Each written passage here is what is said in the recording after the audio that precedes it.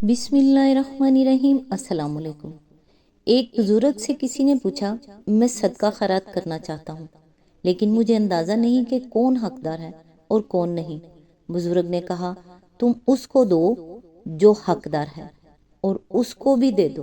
جو حقدار نہیں۔ اللہ تجھے وہ دے گا جس کا تو حقدار ہے اور وہ بھی دے گا جس کا تو حقدار نہیں۔ عبد الرحمن بن عوف سے مروی ہے کہ جناب رسول خدا صلی اللہ علیہ وآلہ وسلم نے ارشاد فرمایا، جو عورت 5 وقت کی نماز پڑھتی ہو، ماہ رمضان کے روزے رکھتی ہو، اپنی شرمگاہ کی حفاظت کرتی ہو اور اپنے شوہر کی اطاعت کرتی ہو، اس سے کہا جائے گا کہ جنت کے جس دروازے سے چاہو داخل ہو جاؤ۔ مسند احمد، حدیث نمبر 1661۔ اللہ تعالیٰ سے دعا ہے کہ یا اللہ ہمیں کسی پر بوجھ نہ بنا، اے پروردگار ہمیں اپنے خزانوں سے عطا کر، اے اللہ ہمیں لاچاری، معذوری اور بے بسی سے بچا، اے پروردگار مرتے وقت ہمیں کلمہ نصیب فرما، آمین یا رب العالمین۔ آج انشاءاللہ سورہ غافر کی آیت نمبر 23 سے سٹارٹ کریں گے۔ اس کا ترجمہ اور تفسیر تفہیم القرآن سے بیان کروں گی جو اہل سنت جماعت کے لیے ہے۔ اعوذ باللہ من الشیطان الرجیم، بسم اللہ الرحمن الرحیم۔ اور ہم نے موسیٰ علیہ السلام کو اپنی آیتوں اور کھلی دلیلوں کے ساتھ بھیجا۔ اس کی تفسیر ہے، حضرت موسیٰ علیہ السلام کے قصے کی دوسری تفصیلات کے لیے ملاحظہ ہو جلد اول سورہ بقرہ حواشی نمبر 64 to 76، النساء حاشیہ نمبر 206، المائدہ حاشیہ نمبر 42، جلد 2 الاعراف حواشی نمبر 93 to 119، سورہ یونس حواشی نمبر 72 to 94، سورہ ہود حواشی نمبر 19 to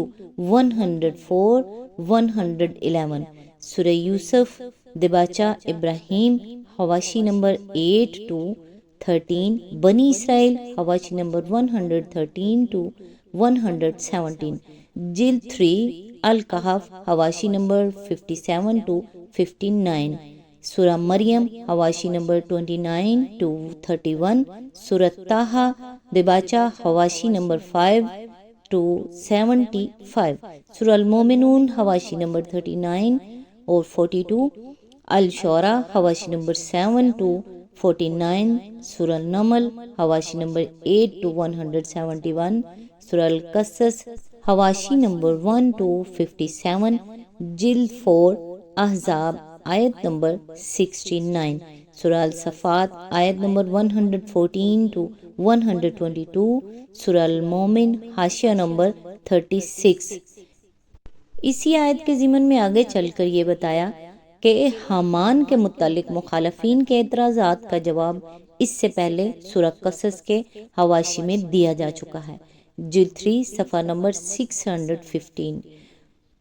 آگے چل کر اسی آیت کے ضمن میں یہ بات بھی بتائی، یعنی ایسی صریح علامات کے ساتھ جن سے یہ امر مشتبہ نہیں رہ جاتا تھا کہ وہ اللہ کی طرف سے بھیجے گئے ہیں، اور ان کی پشت پر اللہ رب العالمین کی طاقت ہے۔ قرآن مجید میں حضرت موسیٰ علیہ السلام کے قصے کی جو تفصیلات بیان کی گئی ہیں، ان پر ایک غائر نگاہ ڈالنے سے صاف معلوم ہو جاتا ہے کہ یہ کون سی علامات تھیں جن کو یہاں ان کے مامور من اللہ ہونے کی کھلی سند قرار دیا جا رہا ہے۔ اول تو یہی ایک عجیب بات تھی کہ جو شخص چند سال پہلے فرعون کی قوم کے ایک آدمی کو قتل کر کے ملک سے فرار ہو گیا تھا اور جس کے وارنٹ نکلے ہوئے تھے، وہ اچانک ایک لاٹھی لیے ہوئے سیدھا فرعون کے بھرے دربار میں ڈرانا چلاتا ہے اور دھڑلے کے ساتھ بادشاہ اور اس کے ایان سلطنت کو مخاطب کر کے دعوت دیتا ہے کہ وہ اسے اللہ رب العالمین کا نمائندہ تسلیم کر کے اس کی ہدایت پر عمل کریں، اور کسی کو اس پر ہاتھ ڈالنے کی جرت نہیں ہوتی۔ حالانکہ حضرت موسیٰ علیہ السلام جس قوم سے تعلق رکھتے تھے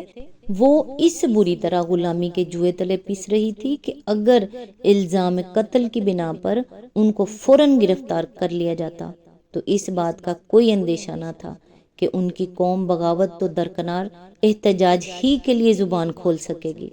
اس سے صاف معلوم ہوتا ہے کہ عصا اور ید بیضا کے معجزے دیکھنے سے پہلے بھی فرعون اور اس کے اہل دربار محض حضرت موسیٰ علیہ السلام کی آمد ہی سے مرعوب ہو چکے تھے، اور پہلی نظر ہی میں انہیں محسوس ہو گیا تھا کہ یہ شخص کسی اور ہی طاقت کے بلبوتے پر آیا ہے۔ پھر جو عظیم الشان معجزے پے در پے ان کے ہاتھ سے صادر ہوئے، ان میں سے ہر ایک یہ یقین دلانے کے لیے کافی تھا کہ یہ جادو کا نہیں، خدائی طاقت ہی کا کرشمہ ہے۔ آخر کس جادو کے زور سے ایک لاٹھی فی الواقع اژدہا بن سکتی ہے، یا ایک پورے ملک میں قحط پڑ سکتا ہے، یا لاکھوں مربع میل کے علاقے میں ایک نوٹس پر طرح طرح کے طوفان آ سکتے ہیں، اور ایک نوٹس پر وہ ختم ہو سکتے ہیں۔ یہی وجہ ہے کہ قرآن مجید کے بیان کے مطابق فرعون اور اس کی سلطنت کے تمام ذمہ دار لوگ زبان سے چاہے انکار کرتے رہے ہوں، مگر دل ان کے پوری طرح جان چکے تھے کہ حضرت موسیٰ علیہ السلام فی الواقع اللہ تعالیٰ کی طرف سے مامور ہوئے ہیں۔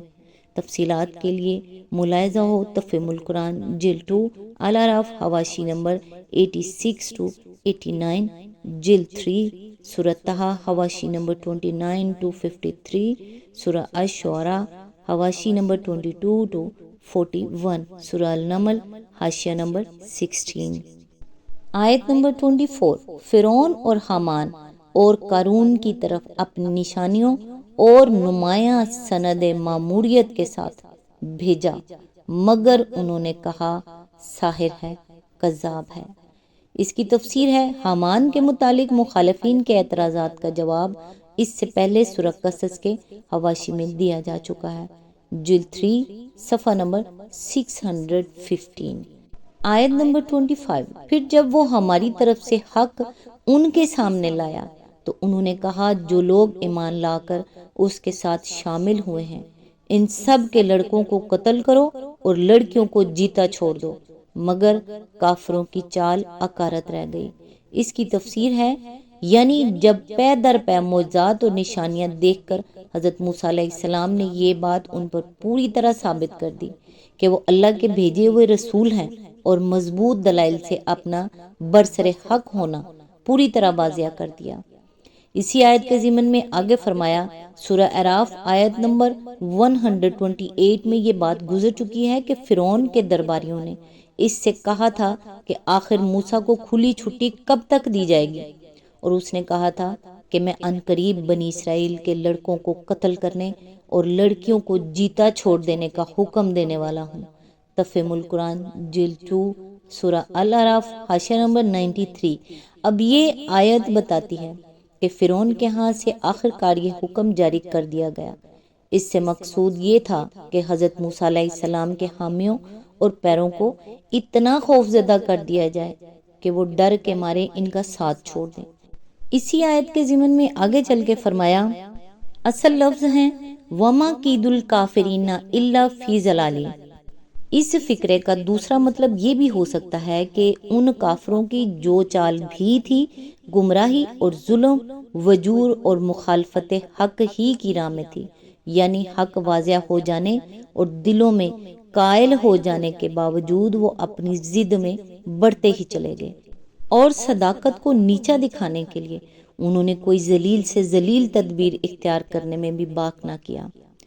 آیت نمبر 26، ایک روز فرعون نے اپنے درباریوں سے کہا، چھوڑو مجھے، میں اس موسیٰ کو قتل کیے دیتا ہوں، اور پکار دیکھے یہ اپنے رب کو، مجھے اندیشہ ہے کہ یہ تمہارا دین بدل ڈالے گا یا ملک میں فساد برپا کر دے گا۔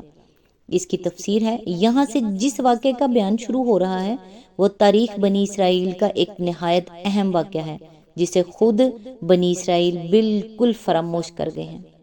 بائبل اور تلمود دونوں اس کے ذکر سے خالی ہیں، اور دوسری اسرائیلی روایات میں بھی اس کا کوئی نام و نشان نہیں پایا جاتا۔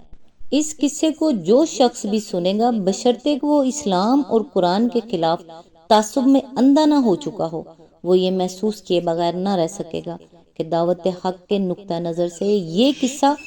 بہت بڑی قدر و قیمت رکھتا ہے، اور بجائے خود یہ بات بعید العقل و قیاس بھی نہیں ہے کہ حضرت موسیٰ علیہ السلام کی شخصیت ان کی تبلیغ اور ان کے ہاتھوں ظہور پذیر ہونے والے حیرت انگیز معجزات سے متاثر ہو کر خود فرعون کے ایان سلطنت میں سے کوئی شخص دل ہی دل میں ایمان لے آیا ہو اور فرعون کو ان کے قتل پر آمادہ دیکھ کر وہ ضبط نہ کر سکا ہو، لیکن مغربی مستشرقین علم و تحقیق کے لمبے چوڑے دعووں کے باوجود تعصب میں اندھے ہو کر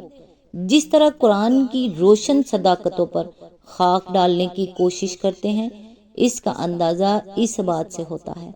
کہ انسائکلوپیڈیا آف اسلام میں مضمون موسیٰ کا مصنف اس قصے کے متعلق لکھتا ہے، قرآن کی یہ کہانی کہ فرعون کے دربار میں ایک مومن موسیٰ کو بچانے کی کوشش کرتا ہے پوری طرح واضح نہیں ہے۔ کیا ہمیں اس کا تقابل اس قصے سے کرنا چاہیے جو حقادہ میں بیان ہوا ہے اور جس کا مضمون یہ ہے کہ یتھرو نے فرعون کے دربار میں آفو سے کام لینے کا مشورہ دیا تھا؟ ان مدعیان تحقیق کے ہاں یہ بات تو طے شدہ ہے کہ قرآن کی ہر بات میں ضرور کیڑے ہی ڈالنے ہیں۔ اب اگر اس کے کسی بیان پر حرف زنی کی کوئی بنیاد نہیں ملتی تو کم از کم یہی شوشہ چھوڑ دیا جائے کہ یہ قصہ پوری طرح واضح نہیں ہے، اور چلتے چلتے یہ شک بھی پڑھنے اور سننے والوں کے دلوں میں ڈال دیا جائے کہ حگادہ میں یتھرو کا جو قصہ حضرت موسیٰ علیہ السلام کی پیدائش سے پہلے کا بیان ہوا ہے وہ کہیں سے محمد صلی اللہ علیہ وآلہ وسلم نے سن لیا ہوگا اور اسے لا کر یہاں اس شکل میں بیان کر دیا ہوگا۔ یہ ہے علمی تحقیق کا وہ انداز جو ان لوگوں نے اسلام اور قرآن اور محمد صلی اللہ علیہ وآلہ وسلم کے معاملے میں اختیار کر رکھا ہے۔ اسی آیت کے ضمن میں آگے چل کر اس فقرے میں فرعون یہ تاثر دینے کی کوشش کرتا ہے کہ گویا کچھ لوگوں نے اسے روک رکھا ہے جن کی وجہ سے وہ حضرت موسیٰ علیہ السلام کو قتل نہیں کر رہا ہے، ورنہ اگر وہ مانے نہ ہوتے تو وہ کبھی کا انہیں ہلاک کر چکا ہوتا۔ حالانکہ دراصل باہر کی کوئی طاقت اسے روکنے والی نہ تھی، اس کے اپنے دل کا خوف ہی اس کو اللہ کے رسول پر ہاتھ ڈالنے سے روکے ہوئے تھا۔ اسی آیت میں آگے چل کر بتایا گیا، یعنی مجھے اس سے انقلاب کا خطرہ ہے، اور اگر یہ انقلاب برپا نہ بھی کر سکے تو کم از کم یہ خطرہ تو ہے ہی کہ اس کی کارروائیوں سے ملک میں فساد رونما ہوگا، لہٰذا بغیر اس کے کہ یہ کوئی مستلزم سزائے موت جرم کرے، محض تحفظ امن امان کی خاطر اسے قتل کر دینا چاہیے۔ رہی یہ بات کہ اس شخص کی ذات سے فی الواقع امن عام کو خطرہ ہے یا نہیں، تو اس کے لیے صرف ہز مجسٹری کا اطمینان کافی ہے۔ سرکار عالی اگر مطمئن ہیں کہ یہ خطرناک آدمی ہے تو مان لیا جانا چاہیے کہ واقعی خطرناک اور گردن زنی ہے۔ اس مقام پر دین بدل ڈالنے کا مطلب بھی اچھی طرح سمجھ لیجئے، جس کے اندیشے سے فرعون حضرت موسیٰ علیہ السلام کو قتل کر دینا چاہتا تھا۔ یہاں دین سے مراد نظام حکومت ہے، اور فرعون کے قول کا مطلب یہ ہے کہ انی اخاف ان یغیر سلطانکم، رول مانی جلد نمبر 24 صفحہ نمبر 56۔ بالفاظ دیگر فرعون اور اس کے خاندان کے اقتدار اعلیٰ کی بنیاد پر مذہب و سیاست اور تمدن و معیشت کا جو نظام مصر میں چل رہا تھا وہ ملک کا دین تھا، اور فرعون کو حضرت موسیٰ علیہ السلام کی دعوت سے اسی دین کے بدل جانے کا خطرہ تھا، لیکن ہر زمانے کے مکار حکمرانوں کی طرح اس نے بھی یہ نہیں کہا کہ مجھے اپنے ہاتھ سے اقتدار نکل جانے کا خوف ہے، اس لیے میں موسیٰ کو قتل کرنا چاہتا ہوں، بلکہ صورت معاملہ کو اس نے اس طرح پیش کیا کہ لوگوں خطرہ مجھے نہیں تمہیں لاحق ہے، کیونکہ موسیٰ کی تحریک اگر کامیاب ہو گئی تو تمہارا دین بدل جائے گا۔ مجھے اپنی فکر نہیں ہے، میں تو تمہاری فکر میں گھلا جا رہا ہوں کہ میرے سایہ اقتدار سے محروم ہو کر تمہارا کیا بنے گا، لہٰذا جس ظالم کے ہاتھوں یہ سایہ تمہارے سر سے اٹھ جانے کا اندیشہ ہے اسے قتل کر دینا چاہیے، کیونکہ وہ ملک اور قوم کا دشمن ہے۔ آج تک کے لیے بس اتنا ہی، نیکسٹ انشاءاللہ آیت نمبر 27 سے سٹارٹ کریں گے۔ تب تک کے لیے دعاؤں میں یاد رکھیے گا۔ اللہ حافظ۔